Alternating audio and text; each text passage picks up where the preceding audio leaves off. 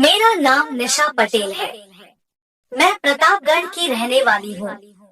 मेरी उम्र 30 साल है। मेरे घर में मैं, मेरी मम्मी पापा, 2 बहनें और एक भाई भी है। मेरी बड़ी दीदी का नाम सीमा है जो 3 साल की है। छोटी दीदी 26 साल की है। मेरे भाई सबसे छोटे हैं। हम लोग एक गरीब परिवार से हैं। हम तीनों बहनें काफी खूबसूरत हैं। मेरी छोटी दीदी की शादी एक बैंक मैनेजर हुई थी। उस वक्त दीदी 22 साल की थी और बहुत खूबसूरत भी, इसलिए लड़के वालों ने देखते ही हाँ कर दी थी। लेकिन पापा ने कह दिया था कि वो दहेज में कुछ न दे पाएंगे। उस वक्त दीदी 22 साल की थी और बहुत खूबसूरत भी, इसलिए लड़के वालों ने देखते ही हाँ कर दी थी। लेकिन पापा ने कह दिया था कि वो दहेज में कुछ न दे। हेलो दोस्तों, आप सभी के लिए एक और न्यू कहानी सुनाने जा रही हूँ। बहुत समय पहले की बात है। किसी गांव में एक किसान रहता था। उसके पास बहुत सारे जानवर थे। उन्हीं में से एक गधा भी था। एक दिन वह चलते चलते खेत में बने एक पुराने सूखे हुए कुएं के पास जा पहुंचा और अचानक ही उसमें फिसल कर गिर गया। गिरते ही उसने जोर जोर से चिल्लाना शुरू किया। उसकी आवाज सुनकर खेत में काम कर रहे लोग कुएं के पास पहुंचे। किसान को भी बुलाया गया। किसान ने स्थिति का जायजा लिया। उसे गधे पर दया तो आई, लेकिन उसने मन में सोचा कि इस बूढ़े गधे को बचाने से कोई लाभ नहीं है और इसमें मेहनत भी बहुत लगेगी और साथ ही कुएं की भी कोई जरूरत नहीं है। फिर उसने बाकी लोगों से कहा, मुझे नहीं लगता कि हम किसी भी तरह इस गधे को बचा सकते हैं।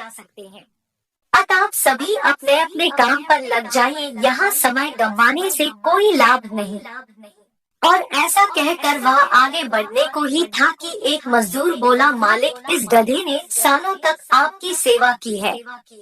इसे इस तरह तड़प तड़प के मरने देने से अच्छा होगा कि हम उसे इसी कुएं में दफना दें।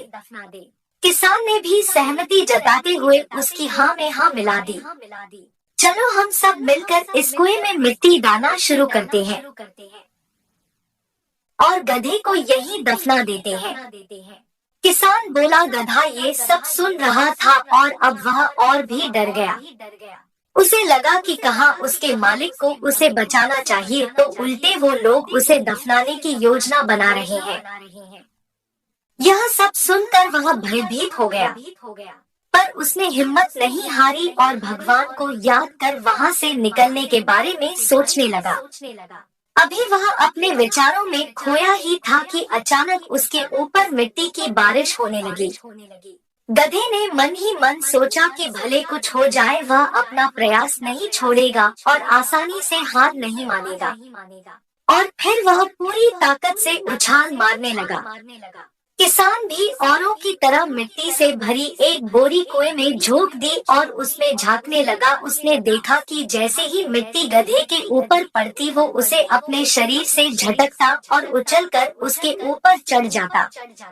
जब भी उस पे मिट्टी डाली जाती, वह यही करता, झटकता और ऊपर चढ़ जाता, झटकता और ऊपर चढ़ जाता। किसान भी समझ चुका था कि अगर वह यूं ही मिट्टी डलवाता रहा तो गधे की जान बच सकती है। फिर क्या था, वह मिट्टी डलवाता गया और देखते देखते गधा कुएं के मुहाने तक पहुंच गया और अंत में कूदकर बाहर आ गया। हमारी जिंदगी भी इसी तरह होती है। हम चाहे जितनी भी सावधानी बरते, कभी न कभी मुसीबत रूपी गड्ढे में गिर ही जाते हैं।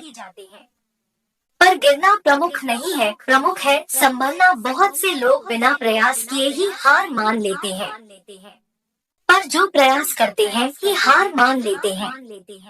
पर जो प्रयास करते हैं, भगवान भी किसी न किसी रूप में उनके लिए मदद भेज देता है। यदि गधा लगातार बचने का प्रयास नहीं करता तो किसान के दिमाग में भी यह बात नहीं आती को उसे बचाया जा सकता है। 4 मित्र थे, चारों में गहरी दोस्ती थी। वे साथ साथ रहते, खाते और खेलते थे। चारों ही जाति ब्राह्मण थे। उनमें से 3 मित्र तो खूब पढ़े लिखे थे, लेकिन चौथा परिस्थितियोंवश पढ़ नहीं पाया था। लेकिन फिर भी वह काफी बुद्धिमान था। उसके तीनों दोस्त उसका अनपढ़ होने के कारण खूब मजाक उड़ाते थे, किंतु वह फिर था। दोस्ती के कारण उनकी किसी भी बात का बुरा नहीं मानता था। एक दिन चारों मित्रों में बहस छिड़ गई कि उनमें से अधिक बुद्धिमान कौन है।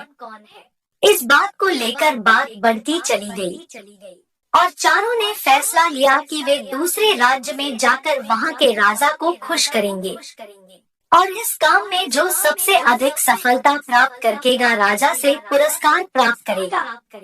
वही चारों में सबसे अधिक बुद्धिमान माना जाएगा। ऐसा फैसला करने के पश्चात चारों मित्र दूसरे शहर में राजा के पास दिए गए रास्ते में भी तीनों दोस्त चौथे का परिहास उड़ाते हुए चल रहे थे और वह बेचारा चुपचाप मुस्कुराकर बात को टाल रहा था। सुबह से शाम तक चलने के पश्चात वे चारों एक जंगल में पहुँचे। दिन छिपने वाला था, किंतु उन्होंने वही जंगल में रुकने का फैसला किया। किंतु चौथा मित्र उनके इस फैसले पर सहमत नहीं हुआ। वह बोला, मित्रों, थोड़ी देर बाद अंधेरा हो जाएगा, इसी कारण हमें जल्द ही यहाँ से निकल जाना चाहिए। किंतु अन्य तीनों ने उसका मजाक उड़ाकर उसे चुप करा दिया। वो लोग एक पेड़ के नीचे बैठकर बातें करने लगे। तभी उनमें से एक की नजर किसी मरे हुए जानवर पर पड़ी। उसकी चमड़ी गल चुकी थी तथा वह पहचान में नहीं आ था कि कौन सा जानवर है।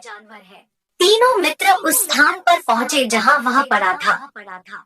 उसकी हड्डियों पर दृष्टि डालते हुए उनमें से एक ने सुझाव दिया कि क्यों न हम राजा के पास जाने से पहले यह जांच कर ले कि हम में से कौन बुद्धिमान तथा विद्वान है।